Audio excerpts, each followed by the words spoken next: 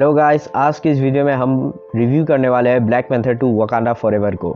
तो सबसे पहले आते हैं स्टोरी की तरफ। तो किंग तसाला के गुजर जाने के बाद वकांडा में कोई भी ब्लैक पैंथर नहीं रहता है और क्वीन रमोंदा जो है यानी कि किंग तसाला के मॉम जो है वो किंगडम को संभाल रही होती है। फिर यूनाइटेड नेशंस के कुछ कंट्रीज़ वकांडा पे वाइब्रेनियम शेयर करने के लिए फोर्स करती है, लेकिन वाइब्रेनियम वो लोग शेयर करते नहीं है। तो कुछ कंट्रीज़ जो है वो मैन पावर का यूज़ करने की कोशिश करती है, बट वो नाकामयाब हो जाते हैं। और इसी कारण से भाई वो लोग वाटर सरफेसेस के अंदर वाइब्रेनियम को ढूंढने लग जाते हैं और यही से हमारा भाई मेन स्टोरी शुरू होती है। तो और दूसरी बात नहीं मतलब नेक्स्ट पॉइंट है प्रोटैगनिस्ट।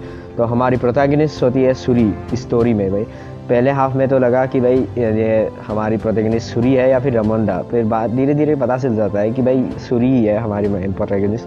और पूरी मूवी में उसका एक्सपीरियंसेस और जर्नी को काफ़ी अच्छी तरीके से दिखाया गया है, जहाँ पे उसके मूवी के स्टार्टिंग में वो ये डिनाई करती है कि भाई किंग तसाला अब जा चुका है, और मेजोरिटी ऑफ द टाइम वो अपने लैब में बिताती है कि ताकि वो अवॉइड कर सके इस बात को कि तसाला जा चुका है। लेकिन मूवी के एंड आते आते ही वो एक्सेप्ट कर लेती है कि तसाल कि ब्लैक पैंथर अब नहीं रहा, तो और खुद भाई मेंटल भी ले लेती है एंड में आकर। और भाई काफ़ी ज़्यादा इमोशनल स्टोरी होती है सुरी के पॉइंट ऑफ व्यू से अगर हम मूवी को देखें तो। और नेक्स्ट पॉइंट होता है एंटागनिस्ट। तो प्रोटैगनिस्ट की तरह ही इस मूवी में हमें काफ़ी बढ़िया सा एंटागनिस्ट देखने को मिलती है। नेमर और उसकी आर्मी की पहली अपीयरेंस में ही हम फील करते हैं कि भाई इसको हल्के में नहीं ले सकते। फिर जब वो वकांडा के अंदर घुसता है तब हमें फील होने लगता है कि ये भाई बंदा बहुत खतरनाक है, भाई इससे भाई बचना भाई उतना आसान नहीं होगा वकांडा के लिए। भाई वैसे तो भाई ट्रेलर से ही पता चल जाता है, टीजर से ही और मूवी के टाइटल से ही पता चल जाता है कि भाई ये आसान नहीं होगा, लेकिन ये सीन भाई कुछ अलग लेवल पे ही लेकर जाती है। हमारा नेक्स्ट पॉइंट आता है कॉन्फ्लिक्ट। सो स्टोरी में मेजोरिटी रोल प्रोटैगनिस्ट या एंटागनिस्ट का नहीं, इस कॉन्फ्लिक्ट का रहता है।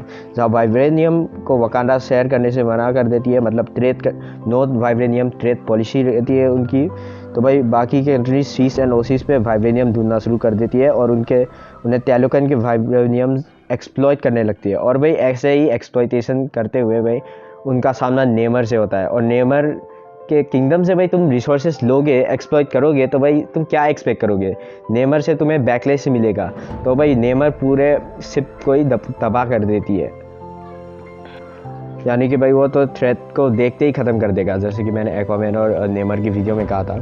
नेमर फिर वकांडा को सजेस्ट करता है कि भाई उनसे हाथ मिलाकर लैंड सरफेस पे वार करने को बोलता है, लेकिन वकांडा उनकी बात नहीं मानती है। फिर क्या होता है, काफ़ी सारे ट्विस्ट एंड टर्न्स होते हैं, इवेंट्स भी होते हैं, जैसे कि सूरी किडनैप हो जाती है, नाकिया टैलोकानियंस को मार देती है और क्वीन रमोंडा भी मर जाती है। तो इन कॉन्फ्लिक्ट्स के कारण स्टेक्स काफ़ी ज़्यादा हाई हो जाते हैं। और हमारा नेक्स्ट पॉइंट होता है ह्यूमर।